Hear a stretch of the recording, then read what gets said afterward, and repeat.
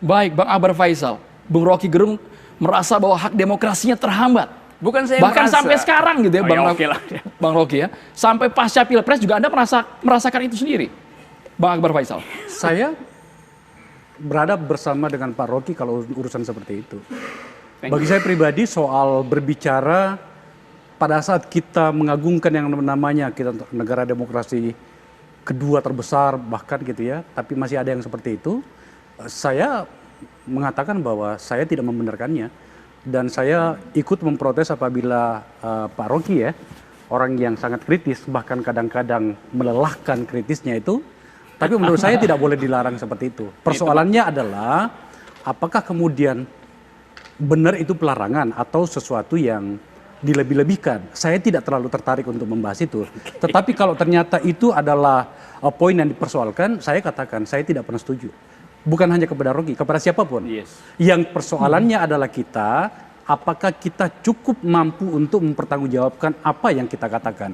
Untuk sementara saya mengatakan Pak Rocky seorang teman debat yang luar biasa ya, kritis, kadang-kadang menjengkelkan, tapi menurut saya itulah yang membuat kita bisa menjadi lebih matang. Itu kalau Anda bertanya saya kepada personally Akbar Faisal. Karena menurut saya orang-orang seperti kita lah yang harus memberikan penguatan kalau Anda bicara tentang demokrasi. Tapi secara perspektif bangsa, Anda tidak akan bisa tangguh kuat apabila tak ada orang yang bisa menunjukkan kelemahan-kelemahan Anda. Rendra mengatakan sesekali keluarlah dari rumahmu untuk melihat lubang-lubang yang mungkin tidak kau lihat dari dalam rumahmu. Rocky adalah orang yang bisa melihatkan barangkali bahwa apakah itu murni karena dia melihat lubang itu atau dia ingin membuat-buatnya, biarkan publik yang menilainya.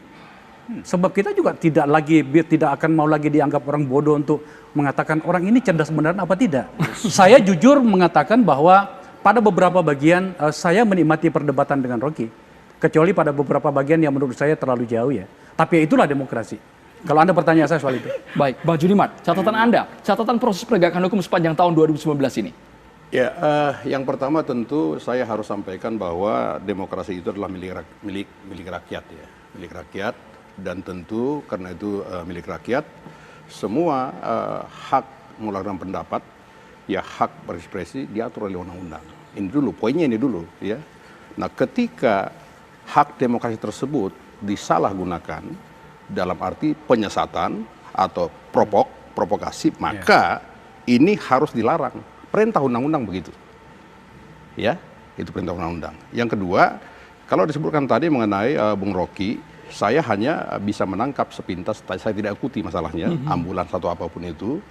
Yang saya tangkap ada alasan dari aparat penegak hukum. Mungkin pada waktu itu yang Bung Rocky tidak paham, tidak tahu atau tidak sadar bahwa setiap statement dia itu ya bisa melukai rasa anak bangsa misalnya, ya kan? Maka oleh karena itu tentu yang kita harapkan ke depan ya, saya dengar beberapa kali Bung Rocky ini suka bukan dihambat, sering dipertanyakan untuk misi kehadirannya dalam berbagai narasumber. Itu yang membuat Anda pernah melaporkan Rocky Gerung?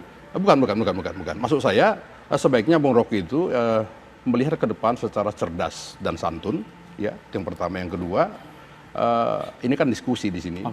Yang kedua, tidak memprovok dan tidak semakin senang apabila masalahnya semakin ramai. Tidak boleh begitu.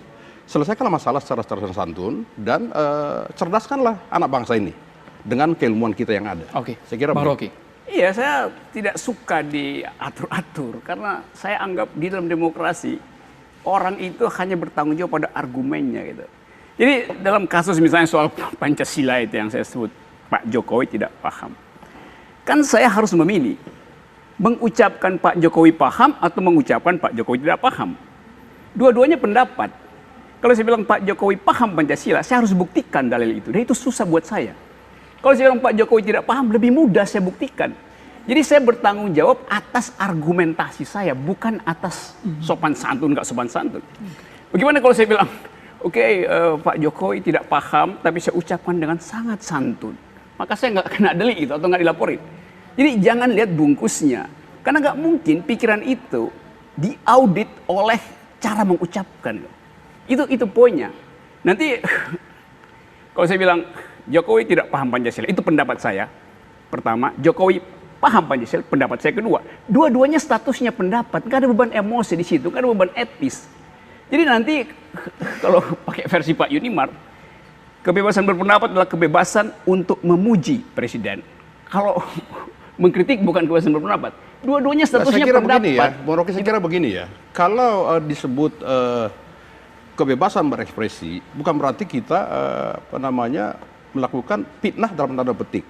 Itu Mengkritik karena boleh-boleh saja. itu Tapi tanda petik, kalau Bung Rocky mengatakan Pak Jokowi dalam Tidak presiden tidak paham Pancasila, saya kira ini terlalu naif bagi Oke, anak kalau saya bangsa bilang Pak ini. Jokowi paham Pancasila, Ya, bagaimana baik nggak? mungkin seorang Pak Jokowi, presiden kita ini tidak paham Pancasila, sementara dari sikap perilaku dia itu menunjukkan nilai-nilai Pancasila, Bukan Pak. soal perilaku, soal pengertian apa? dia tentang Pancasila. Bapak mau pengertian atau perilaku, Pak?